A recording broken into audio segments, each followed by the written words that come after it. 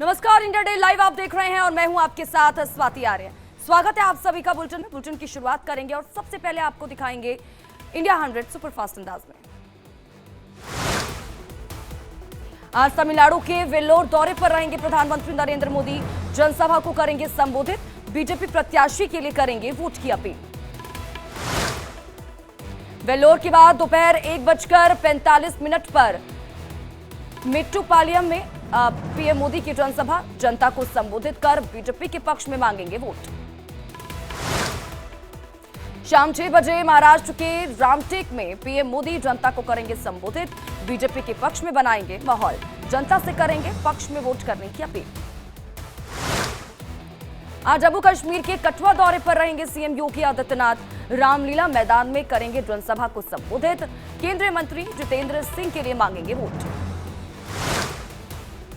आज बीकानेर दौरे पर रहेंगे विदेश मंत्री एस जयशंकर। शाम 5 बजे रिद्धि सिद्धि भवन में प्रबुद्ध नागरिक सम्मेलन को करेंगे संबोधित। मध्य प्रदेश के बालाघाट में पीएम मोदी की रैली। उन्होंने कहा कि ये चुनाव 21वीं सदी का अहम चुनाव है। नए भारत का मिशन है इस बार का चुनाव।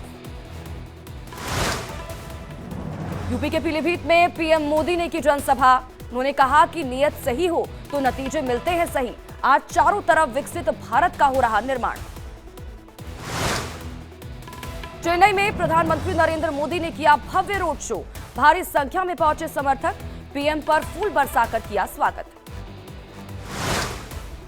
तमिलनाडु के चेन्नई में पीएम मोदी ने रोड शो के बाद वीडियो किया शेयर।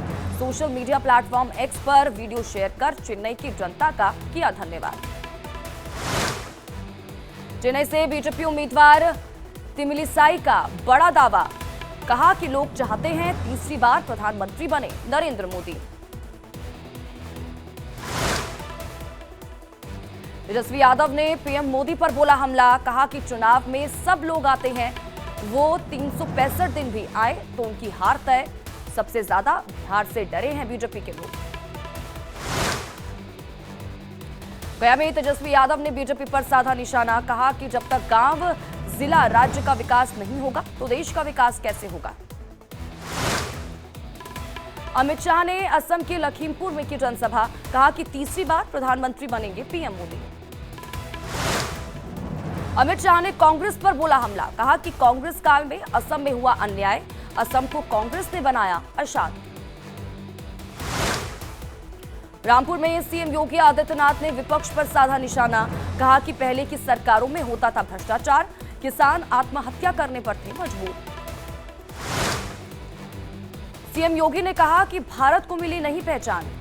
भारत विकास के रास्ते पर आगे बढ़ रहा है। बदलते भारत में सुरक्षा के साथ विकास भी है। सीएम धामी ने उत्तरकाशी में किया रोड शो। भारी संख्या में जुटे समर्थक।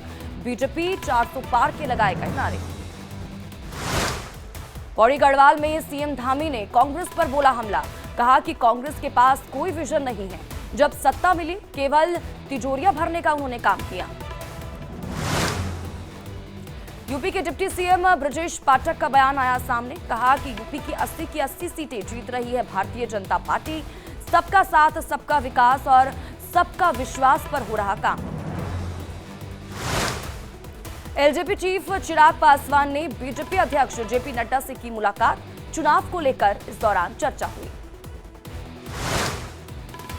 नड्डा से मुलाकात पर बोले चिराग पासवान। कहा कि बिहार की सभी 40 सीटों पर जीत की रणनीति को लेकर चर्चा हुई। लोकसभा चुनाव से पहले राज ठाकरे का बड़ा ऐलान। बीजेपी और एनडीए को बिना शर्त दिया समर्थन। कहा कि एमएनएस करेगी पीएम मोदी का समर्थन।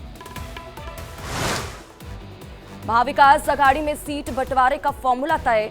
17 सीट पर कांग्रेस, 10 पर एनसीपी शरद पवार गुट लड़ेगा चुनाव।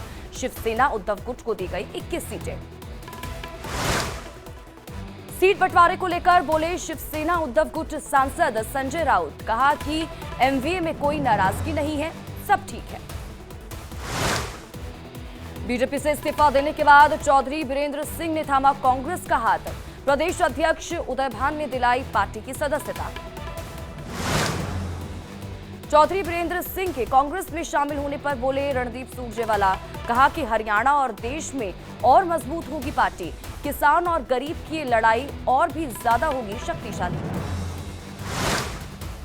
कांग्रेस पर बीजेपी नेता तरुण चुग का हमला। कहा कि विपक्षी गठबंधन को पूरी तरह से निकार चुकी है जम्मू कश्मीर की जनता।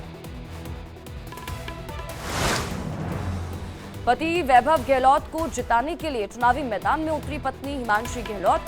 पति के लिए प्रचार में झोंकी ताकत। जालौर सिरोही की लोकसभा सीट से प्रत्याशी है वैभव गहलोत। आरजेडी ने 22 उम्मीदवारों की लिस्ट की जारी। रोहिणी को सारण तो वहीं मीसा भारती को पाटलिपुत्र से मिला टिकट। आरजेडी ने हाजीपुर से चिराग के खिलाफ शिवचंद्र राम को मैदान में उतारा। बक्सर से पूर्व कृषि मंत्री जगदानंद सिंह के बेटे सुधाकर सिंह को दिया गया मौका। औरंगाबाद में लालू यादव पर डिप्टी सीएम सम्राट चौधरी ने कसा तंज। कहा कि केवल अपने परिवार के लिए जीते हैं लालू यादव, वो किसी के लिए नहीं कर सकते कुछ भी। पूर्णिया से आरजेडी प्रत्याशी बीमा भारती ने पप्पू यादव पर कसा तंज। कहा कि बीजेपी का एजेंट बनकर काम कर रहे हैं पप्पू यादव। रोहिणी आचार्य ने नीतीश कुमार पर बोला हमला। कहा कि नीतीश राज में भ्रष्टाचारियों और बलात्कारियों को दी जा रही पनाह। बीजेपी के लोग ताकत पर लड़ते हैं और हम जनता के समर्थन पर लड़ते हैं। मुजफ्फरनगर लोकसभा सीट से बीजेपी प्रत्याशी संजीव बालियान का बड़ा बयान। कहा कि मेरे खिलाफ रची जा रही बड़ी साजिश, मतगणना के बाद उसका चेहरे करूंगा बेनकाब।